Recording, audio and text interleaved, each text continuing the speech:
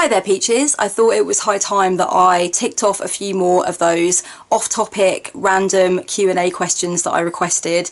There are still so many more on the Facebook thread that we started ages ago.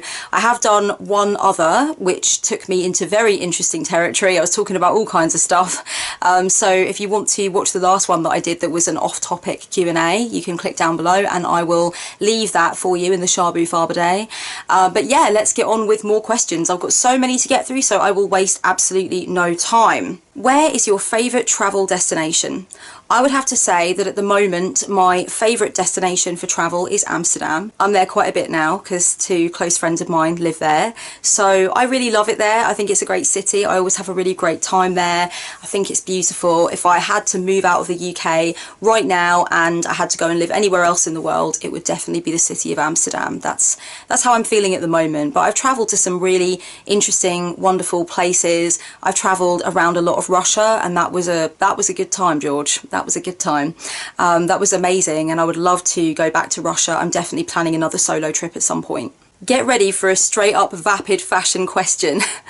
Woman after my own heart. I love the way you use patterns, accessories and unique colour palettes to express yourself. How did you come into your own style? I've always been so addicted to dressing and mixing different prints and clothes and references and looking at fashions in the past, and it's just a really big love of mine. It's so interesting and cool, and I think that I would definitely credit my mum with letting me explore, because it was only when me and my sister were quite young that she dressed us.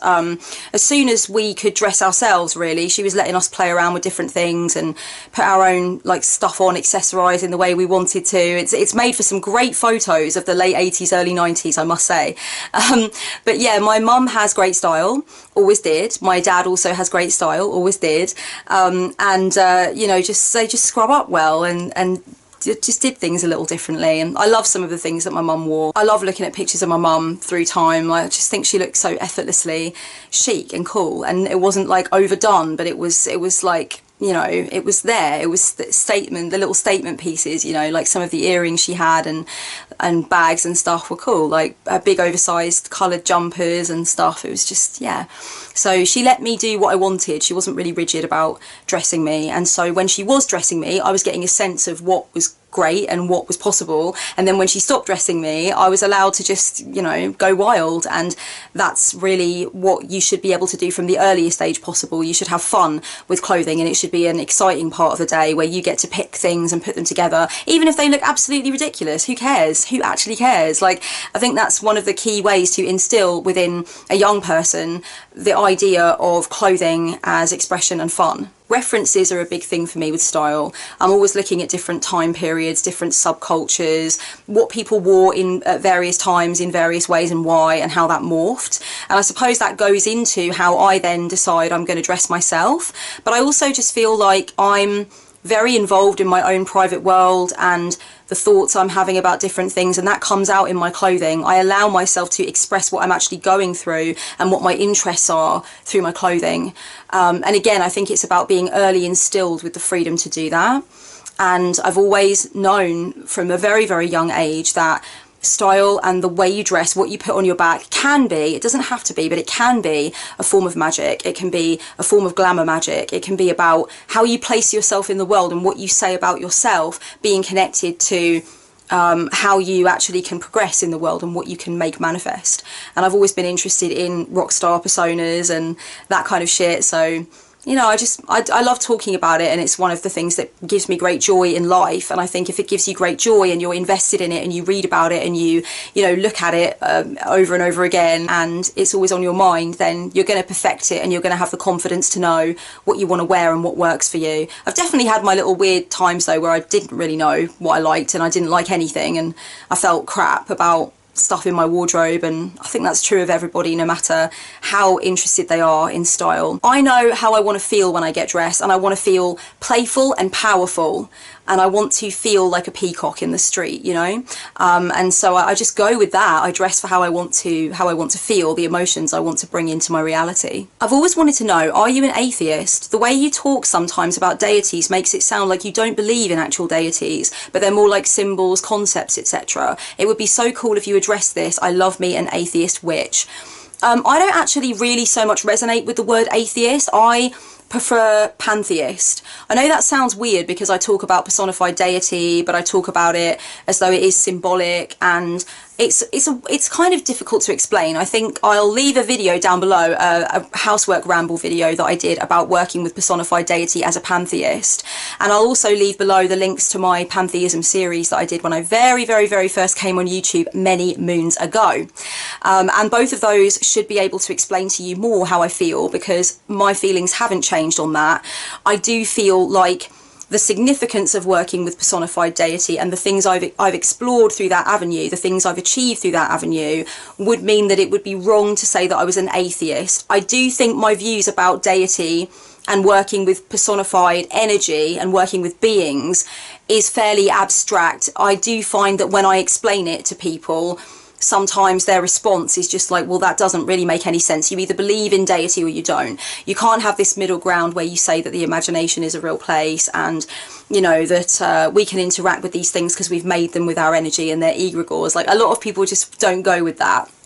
And that's okay if you don't go with that, because I'm not trying to convince you of it, but that's how I feel. And so I think the term atheist would be quite wrong for someone who has had those experiences and claims the power of those experiences. I do like to hear from atheist witches though. I think it's really important that we hear from the whole spectrum of theological ideas when we're talking about witchcraft, because I think atheist witches are quite underrepresented actually, and I'm sure there must be a feeling for atheist witches as though there is a pressure to adopt some form of godhead or work with some personified thing or another. I'd be interested in getting to know your musical taste and which musician's work has been influential in your personal development. That is a whole series of videos all on its own, because my musical taste is very far-reaching and very eclectic. And I was told that even when I was a teenager. I have so many musical influences, so many things that have touched me over time in terms of music. I do use music in my practice. It is so important to me. It is like a shamanic prescription. When I'm feeling like shit, I know exactly what I need. When I'm feeling angry, I know exactly what I need.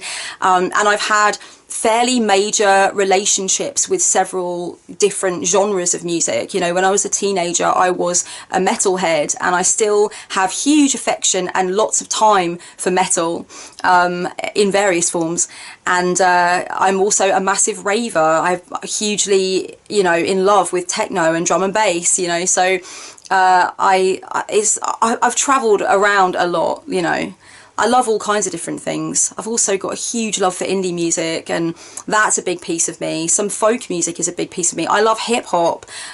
So yeah, it's so much. Like, it's really complicated. I want a Billy Bragg tattoo. I want a tattoo of a Billy Bragg lyric, but I also want a tattoo of a Killer Priest lyric. So it's like, it's just all over the place. So much has affected me and had its way with me musically that it would just be fully its own video, or even series of videos, to try and explain it all.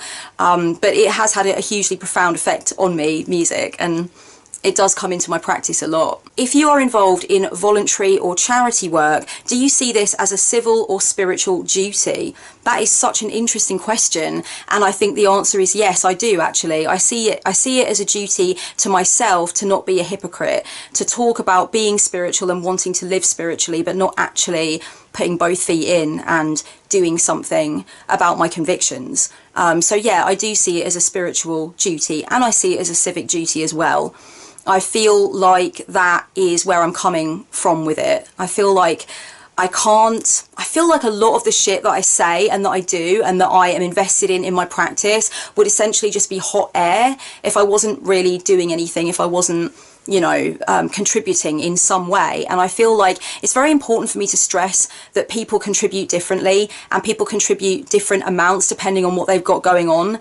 And I feel like people can get very defensive when a person talks about contribution as a spiritual person and how that's part of it. And I think people can get very upset because they feel like they're being targeted. But sometimes I do think if one is not contributing in any way, if one is not trying to do something good and positive in any direction with anything to do with social justice or charity or anything like that, then they do need to ask themselves if that defensiveness is coming from a point of realizing that, yeah, okay, I do talk big about some stuff, but play the small game. I do say I care about these things, but I'm not really doing anything. I do think people need to ask themselves that. At the same time, though, I know everybody contributes different amounts, and we all do what we can, and we can't afford to feel like we need to take the burden off of everybody else's shoulders and do everything ourselves. But yeah, I'm involved in charity work with homelessness. I volunteer with the homeless, and I mostly spend my time talking to them, making them comfortable, making them tea and coffee, just chatting and making them feel safe and secure, and making sure the showers are working and the heating is there and whatnot. And I do that with a group of people in my local area. So yeah, I work at the night shelter, and I think that is really valuable work. It's really important to me. And the way that I came to it was realizing that as a witch, I need to always have this belief that I can take energy and I can redirect it. I can take something that's obviously very powerful but is in shadow, and I can alchemize it into something that is very powerful but has come to the light, has been integrated. And I feel like I was very, very angry about the increasing homelessness in my area. I'm very angry about what the fuck is going on right now in this country.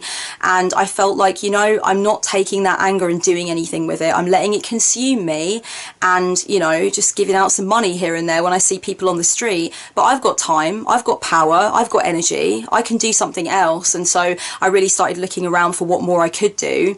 And yeah, to answer your question, I do think that that was coming from a place of seeing what I say I am, what I claim to be, what my practice is geared towards, and then realising, well, nothing like that is really happening in your consensus reality though, Kelly. It's all very well and good to work with the Blessed Virgin Mother, who is a massive symbol of compassion and love and all of that jazz. But then if you're not actually working to take her as your example, then what are you doing with her? Why is she there? Why is she on your altar? What's the point? I want my spirituality to be about strengthening me to be of service. I don't just want my spirituality to be about something that is in service to me. Where would you like your career and personal life to be in 5 years? This is interesting because I recently just said to somebody in my life that I actually do want to make a 5-year plan. I don't know what is going on with me lately, but I want the next 5 years kind of roughly mapped out where I want things to be. You know, when you just get into that mood and you're like, let me do some long-term planning. And partly it's because I know that that's sometimes how manifestation works. You have to get really clear on the long-term game plan before you can start to work on manifesting it. And other times I just feel like it gives me a sense of calmness and control when I feel like things are a bit out of control. But in any event, I would like to be a homeowner. I never thought I would say that. I never thought that would be prevalent in my mind. But in the next 5 years, I want to have purchased a house. I want to have a mortgage. I want to have a place that's mine, where I can do what the fuck I want with the walls, and it's just my place, and people can come over and they can come and go as they like. Not that they can't do that now where I rent, but, you know, I want to have like a couple of spare rooms, and I want that. I want that for myself. I want to be a published author. I am a published author already, but I mean in the standard, it's my book, it's my name on the front, publishing house, all that jazz. So I definitely want to have done that in the next 5 years. I think I want to be able to do talks or retreats or something like that, where I feel like I can have more face-to-face interaction with the people who've supported my work and who obviously really understand my work. So I would love to do that. And I can see myself also making lots and lots of video collections, video courses, that kind of thing, and being able to take a little bit more time off from doing the readings and sessions, and being able to put forth my skills as a creator of video resources. But I do not see myself not doing readings and sessions. Like I definitely see that as really important and a key part of what I do with my work. I love it, and I'm not trying to get away from it. Personal life, you know, everything is pretty much how I want it to be right now. In my personal life, I know and have known for a long time that I never want to get married. I don't want to share finances with somebody. I don't want to entangle with someone in that way. I don't want to cohabit with anyone. I want to live alone if I possibly can. That's been what's great for me, and it's also been what's one of the things that's helped my relationships, especially the romantic ones, so much, is to have time apart and to relish the time we spend together and make it time of quality. I know a lot of people feel they can do that whilst cohabiting, but I prefer to have the buzz and the butterflies of not cohabiting and not seeing my partner all the time. So I definitely want those things to be where they are now. I want to remain child-free. I want to have the same friends, but more friends as well. And I want to have nurtured those relationships so much more. And I want to have gotten lots more memories and events and festivals and stuff under my belt, and lots more hours of conversation with the people I love. It's pretty simple, really. Things look nice as they are now, and I want to keep them that way. Personal life, there's not that much different that I want to change. Nothing big. I just want to keep things going as they are now, and be diligent with my friendships, pay attention and show love and be connected. So there's that where personal life is concerned. But in terms of the creative and business side of it, there's quite a few big things there that I want. Oh, and I suppose owning a house is personal, but I think of it as connected to money, and money as being connected to business. So I don't know how it works, but yeah, I hope that answers the question. When you open your refrigerator, what are the first 3 things you would tend to grab, or your favourite snacks? I go for cold water from my fridge quite often. I do keep water refrigerated, and I just love to get in there and have big gulps of water. What else from the fridge? I don't keep fruit in the fridge apart from grapes and pineapple, or raspberries and blueberries. So if I'm going in there, it's probably for fruit as well. And I'm probably maybe reaching for my freezer compartment to grab some vegan sausages and whack them in the oven, because I do find that they are a nice easy snack. I can just like do all 6 of them on the grill, and then have a couple in the morning, and maybe cut a couple up and put them in a stir fry in the evening, and then I can munch one before I go to bed. I mean, you know, they're around for me to use as I see fit. So they're an easy, nice, tasty snack. I do like vegan sausages, not all the time, but I've got some in my freezer right now, and I know I'm going to go to them after I've made this, so that's kind of why I gave you that answer. What is a scent that makes you think of someone in particular? I'm a real perfume nut. Maybe not as much as some people. I can't smell something and tell you what the notes are necessarily, but I'm a perfume nut. I love different perfumes, and I very often am reminded of people from my past and my present through walking past someone who's wearing the thing they used to wear. And some things take me right back to my first boyfriend, or friends I don't even speak to anymore. So for me, the main thing really is, you know, being on public transport or in the street or at a party and just smelling someone's scent and being like, oh, that's Davidoff Cold Water, that reminds me of that person. Like, oh, that's Paco Rabanne, it reminds me of that guy. And like, it will come flooding back to me. And in fact, as I'm answering this question, I'm really wanting to buy a particular perfume from Lush that I used to love wearing, and I wore it to death. It's called Karma, and I wore it to death, and I had to stop wearing it because it started to remind my partner and I at the time of a bad situation that we went through when I was wearing it all the time. And like, he kind of admitted to me at the time, in the aftermath of this bad time, he was like, you know, that perfume, it only really reminds me of that time in our lives and that place. And I was like, you know what, I get you. So I stopped wearing it. And now I'm suddenly thinking, oh my God, Karma, that was such a great scent. But I don't know if maybe I'd open it right up and it would trigger the fuck out of me and I wouldn't like it. I don't know. I feel like enough time has passed, and I really did love that scent, but maybe I'm wrong and enough time hasn't passed. I don't know. I'm on a depth year anyway, so this whole thing is immaterial because I'm not allowed to buy it. So moving on. If you had unlimited funds and you could start a collection of anything, what would it be? To be honest, if I had unlimited funds and I was in a position to store lots of clothing, it would be certain kinds of vintage clothing. I would definitely collect vintage sportswear. I have quite a few pieces of vintage Puma, vintage Adidas. I really love vintage sportswear so much. So I would definitely collect that.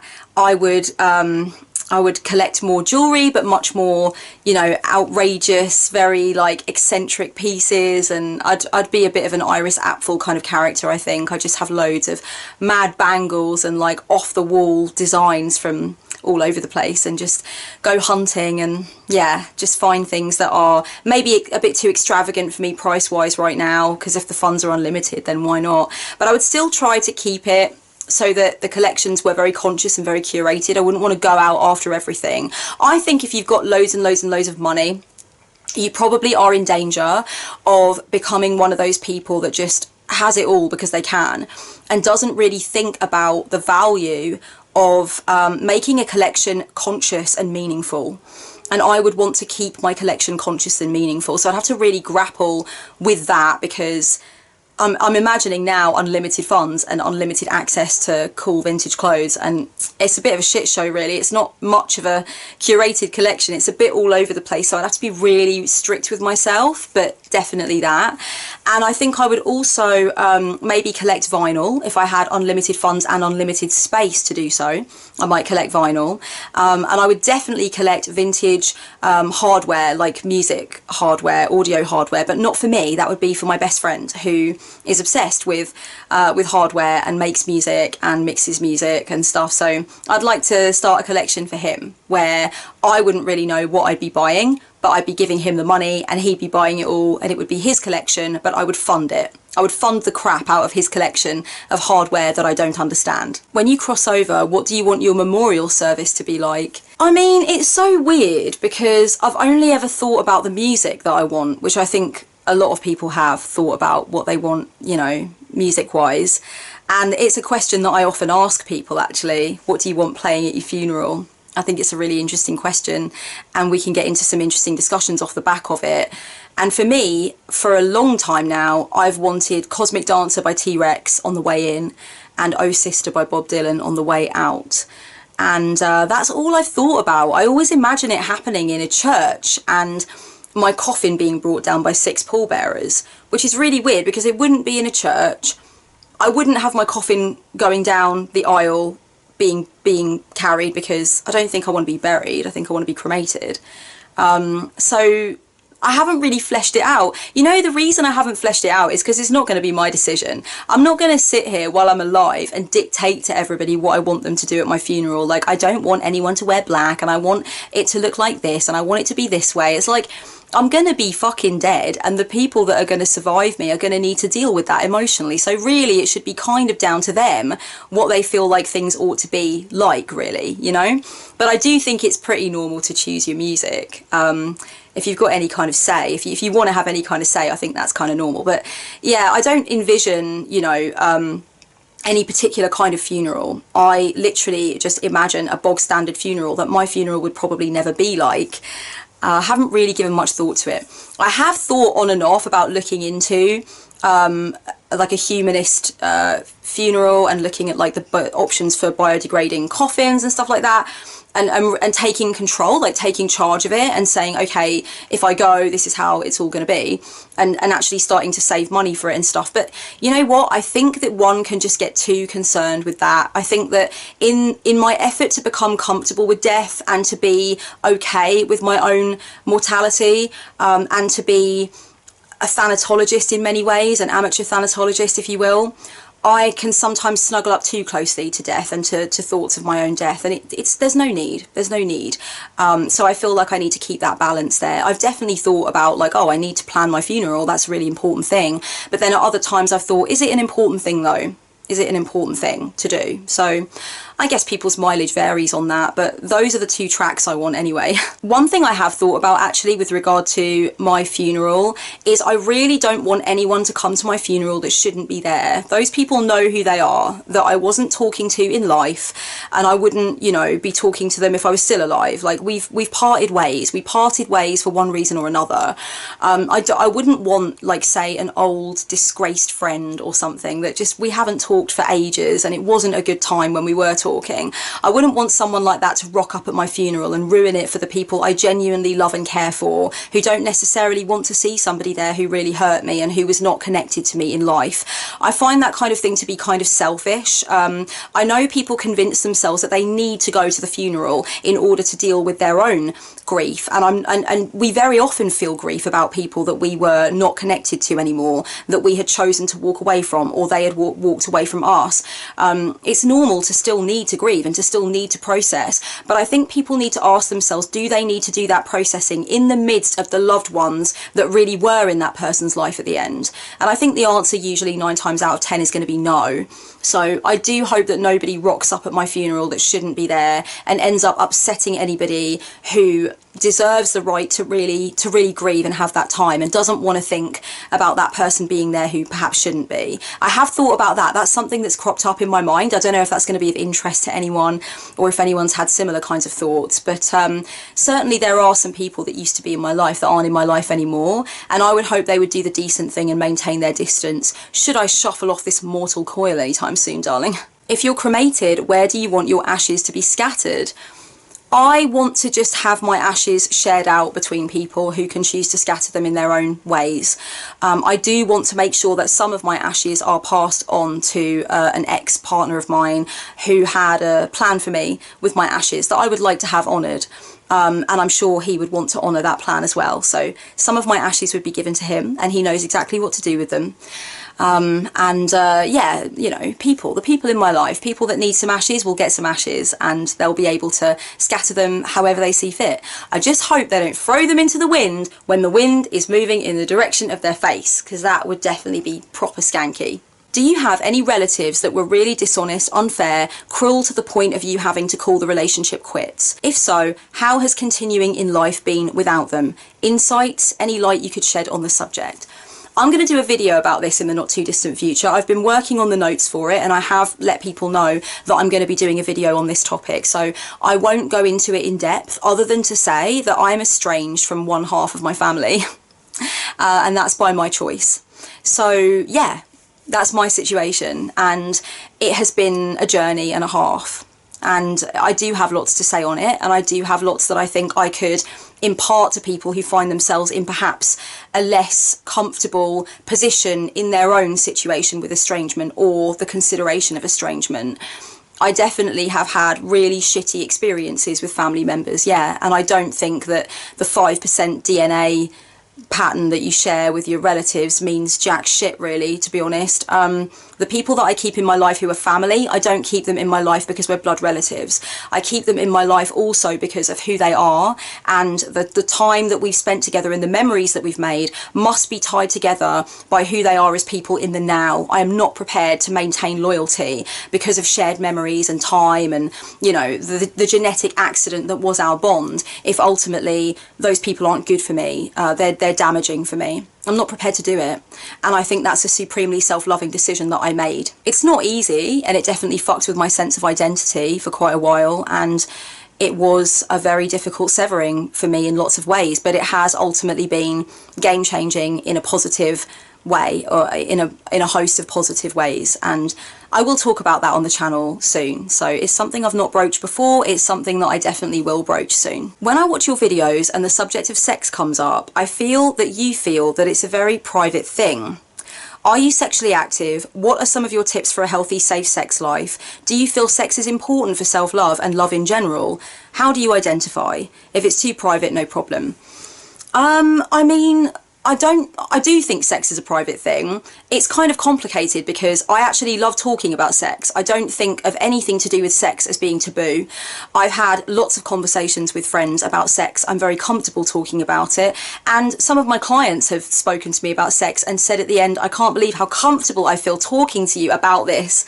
And so I am a very comfortable conversationalist when it comes to sex. I think it's a really interesting topic. I especially love it when women get together and talk about sex together. I find that very bonding, actually. So yeah, it's not like I'm a prude about it or I feel like it needs to be totally private. I also never mind my sexual partners talking to their friends about sex and about what they do with me. I don't feel like that needs to be off limits. I have never said to a partner, you can't tell anyone what you do with me. I think sex should be talked about and communicated on, and that's one of my tips actually for a healthy sex life, is communication is key. Communication about what you want, what you don't want, what you're worried about, all of it. It's just key. And the people that communicate best will have the best sex, undoubtedly, hands down.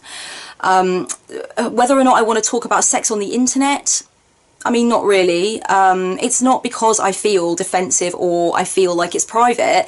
It's more that, you know, there's a lot of shit on the internet that women get particularly.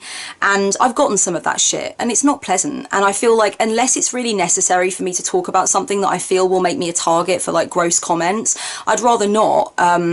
I feel like I've put some stuff out about sex. I'll leave a link down below actually to a video that I made during Self-Love September last year about you know, feeling yourself and feeling sexy, and you know, so it's not like I'm totally off limits to the conversation, but I feel like it's something that would attract the kind of attention to me that isn't necessarily, you know, the kind of attention I want to attract for some frivolous reason. You know, something that I could avoid saying that's sexual, I'll probably avoid saying on that basis. It's not that I'm fearful, it's just I don't want to muddy up my lovely clean canal with loads of filth that I have to then make the effort of dredging. I don't think sex is important for love and self-love at all. I think that your relationship with sexuality and with the concept of sex is important to get right with.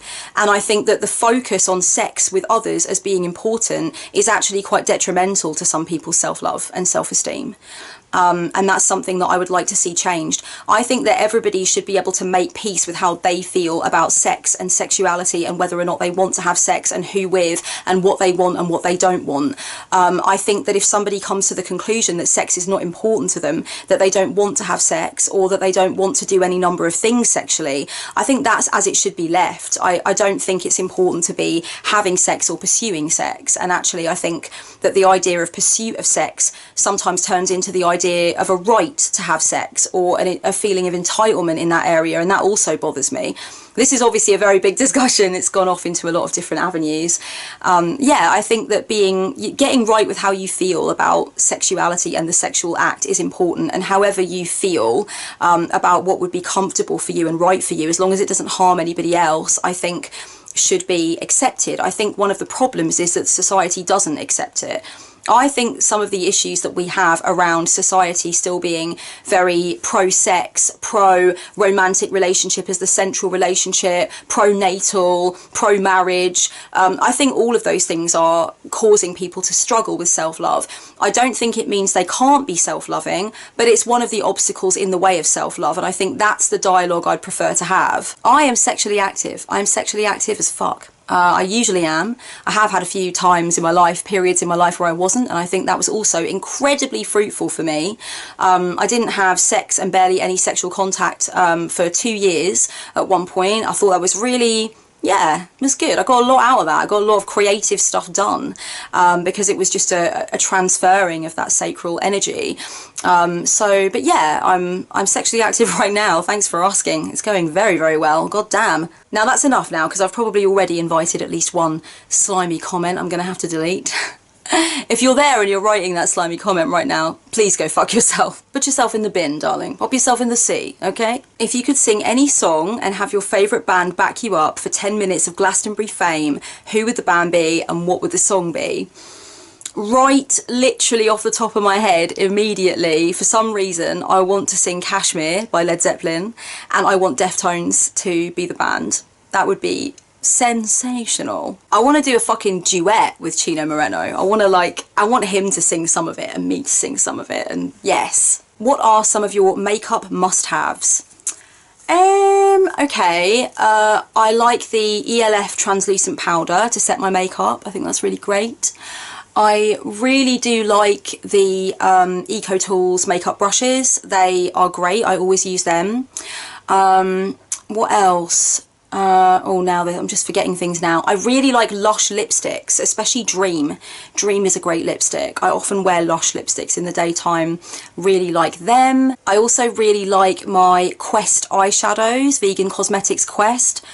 Fucking hell, that eyeshadow formula is off the bloody chain. Can you recommend any binge-worthy Netflix shows? I actually don't often watch Netflix shows. I like watching films on Netflix, but I don't often go in for series. But at the moment, I'm really loving series 3 of Fargo. It is totally fucking me up and lighting up my whole world, watching Ewan McGregor play those two characters like that. And I also really like Archer. I just think it's really funny, it's really quick. I really like that. That's very watchable. What's your favourite boundary setting method with the people closest to you that you care about the most? To me, open, honest communication when I need to set a boundary is the most important thing.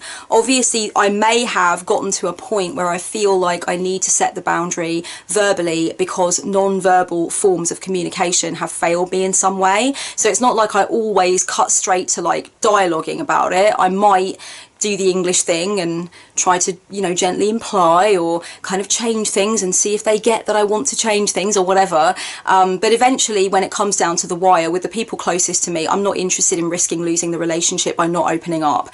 So what I tend to do is ask if we can have a conversation about it and actually dedicate that time rather than just slipping it in. I'll be like, you know, I want to talk about this specifically. And I'll have, you know, a list of the things that I want to say, and I'll also encourage them to talk about anything they might need to say with regard to boundaries, in an effort to immediately let them know that I'm sure that I might have had some transgressions as well that I don't know about, and I'm willing to learn and be different and listen as well. You know, so right off the bat, it becomes an equal conversation that we're both having for the interest of the connection, rather than risking a friend of mine or loved one of mine feeling told off, which I would really hate. I always start any boundary setting by knowing in my own mind what I feel needs to change in order for the relationship to continue to thrive. And I will always begin the conversation by saying exactly that. I want this relationship to thrive. I do not want to let go of you, and I don't want you to let go of me. I want us to be stronger and better, and I want our relationship to be good for both of us. And because of that, these are the things that I think we need to change or tweak or decrease or stop entirely. For me, boundary setting with the people closest to me is also about knowing what kinds of things I do that don't do me any favours in relationships. And that is really about me boundary setting with myself. That isn't about the other person. That's about me knowing that I consistently do something that disempowers me around them, or I consistently offer more than I really want to. I consistently put myself in a situation with them where I'm on the back foot and they have the upper hand. That's not their fault. That's me. That's me setting the precedent. That's me doing the same thing because I've convinced myself I need to do that thing, or I'm worried they won't love me if I don't, you know? So really that's me having to check in with myself and saying to myself, if you keep doing this, you cannot blame the other person for overstepping or not understanding what it is that you really require, because you're not doing what you need to do for yourself in terms of requirements. So it's really about getting right with that. For me, knowing what I'm doing that's bloody stupid. And I can give you an example that when I started to set a few more boundaries with a particular family member of mine, whom I love and adore, but who I have a bit of a tumultuous relationship with, I had to own up to the things I've been doing over and over again that I was only really doing to please them, that really weren't good for me, that I needed to put boundaries around, but it wasn't their job, it was my stuff to do. And I actually really like having that realization that, like, oh, okay, this isn't just about asking the other person to honour my boundaries and hoping that they respect that. It's also about me realising that I've overstepped my own boundary, I've breached my own boundary so many times, and actually that's my work, and it's good that it's my work, because if I make a commitment to do that work, then that's so much labour to help the relationship and save the relationship. It's something that I can do. I don't need to kind of like quietly hope in a worried way that they're going to get it and they're going to respect my boundary. It helps to know that actually I'm the one that can set some boundaries around myself and what I've been doing that's unhelpful, because then I know if I'm committed to the relationship, I'll do that. I will do my work, and that will most likely save it, even if they don't end up having a perfect track record of honouring my boundary. It almost kind of won't matter if they're not 100% great at it all the time, because I'll be better at it. I know what I need to do to make the positive changes. What is it like living near the sea? Does it get old? Are you still connecting to the sea spiritually? This is a fucking great question. Right, basically, it never gets old. It's always amazing, but it really surprises me how quickly I've come to the point where I'm not taking advantage of it. And that is going to change, because sometimes it will be days I go without looking at the sea, and it's only around the fucking corner. But I get so wrapped up in what I'm doing and where I'm going and what things I need to get and everything. And you know, sometimes I'll be in town, I'll be grabbing some stuff or running some errands, and I will just turn and go the longer way round to where I'm going so I can be by the sea and walk by the sea.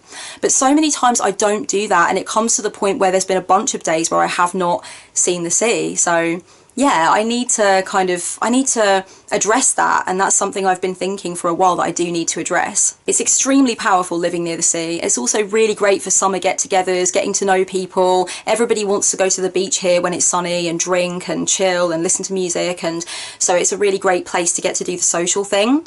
And this year I'm going to do a lot of swimming. I've decided I'm getting in the fucking sea and I'm swimming. I used to love it when I was younger, and then I kind of went off of it a bit, probably when my back was really bad, because immersing myself into water which feels cold at first can actually tense my back up, and that used to be really bad for me when my injury was bad all the time. But I can do it now. I'm over that stage in my life now. I'm ready to become a little mermaid again. I'm ready to become a little water baby. I would love to hear about your experience with psychedelics or your viewpoint on them. Well, that I could write a book on that. I've had a fair few experiences with psychedelics, darling, and I don't plan on stopping anytime soon. It's a really interesting part of my journey in life. I take it very seriously. I'm a true psychonaut, and I believe that these things are sacramental medicines, and they've taught me so much. They're teachers. Absolute teachers. I wouldn't want to talk about any specific experiences. I feel like it's very important for me to stress that everybody that wants to go on this kind of journey needs to reach the point of knowing they're ready to go on it themselves, and shouldn't be unfairly or unduly influenced by anyone else or what anybody else is doing. And I probably will, you know, in the future think about writing about my experiences with psychedelics and with other substances as well. But I feel like it's not really for the channel. I feel like it's important for me to be responsible about what I say as well. Like I said, it's not for everyone. It really isn't for everyone. And those people going around saying it is for everybody are fucking Looney Tunes. It's not for everyone whatsoever. It's got to be you coming to that point in the heart of readiness and knowing that it's something that is right for you, and it's right for this lifetime, and it's right for where you are in your life. My viewpoint on them as far as the witchy and spiritual community goes is that I do think people that have never ever tried them should stop making videos about it. But that's just a little bugbear of mine. Fuck's sake. Literally, it's like someone with a 25-minute video on whether or not people should use drugs in their spirituality, and they start the video by saying that the only thing they've ever done is smoke half a joint once, and it's like, well then maybe you should hush your teeth, don't you think? I would like to know your views on Teal Swan. A few people have asked me about this.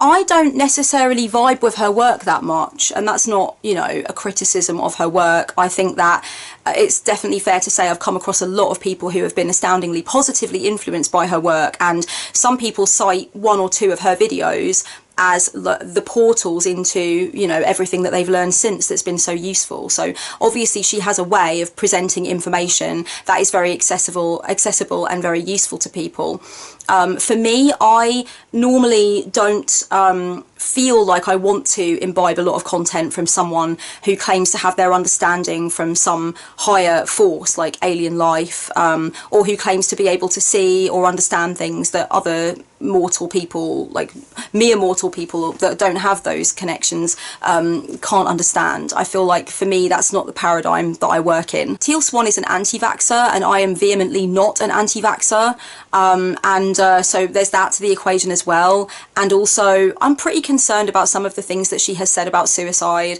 her apparent lack of concern about suicidal ideation and people considering suicide, the normalization of suicide as a valid option. That's not to say that it's not to say that I think we should panic talk about suicide, but she doesn't even seem to see it as a sad thing. Like, there's a compilation on YouTube of everything she said about suicide, and there's one particular workshop she does where a woman says to her, a woman goes up on the stage and sits with Teal Swan, and the woman says, "My sister recently committed suicide," and Teal Swan interjects with a smile and says, "Just in time for my video about that." And I was just like pretty horrified by that, to be honest with you. I feel like when people give spiritual advice, it doesn't always mean that they actually care about the people they're giving the advice to.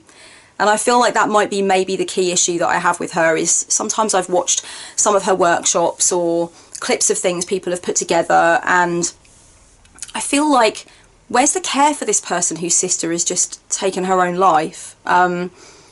What a thing to say, just in time for how relevant to what I'm doing in my work. It's like, I don't know, it's just not the normal response. And I've also seen her say a few things about suicide that really concern me. One of the things I've heard her say is that her first client committed suicide, and when she found out, she smiled because she knew that her client had immediately just reincarnated again into a new life, and something to do with the lessons in that life or whatever. And again, I was just like, okay, but this is a little off key. This isn't quite the response I would expect someone to have when their client chooses to end their life. If any of my clients ever chose to end their life, I would be absolutely... it's making me choke up as I'm talking about it now. Like, I'm not saying life... It's so complicated, suicide talk, but basically, I don't like the way she is about it. It concerns me. So that's something that I don't like. The fact that it's undeniable that I've come across people who say she's really, really helped them out is something that I will say, you know, in her favour. Mostly I like my information delivered by people who, you know, don't talk about it as though it's the truth, you know. And I feel like Teal comes from a paradigm where she believes she's in receipt of the truth and she's delivering it to us.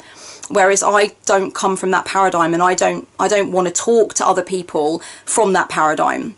So I guess it's just not a paradigm that appeals to me. Has she helped others? Yes. Has she, ironically enough, helped others to avoid hurting themselves or committing suicide? Yes, definitely. And we've got to be able to say that in her defence. Okay, that is shit tons of questions that I've answered, and there's still shit tons more about really, really interesting things.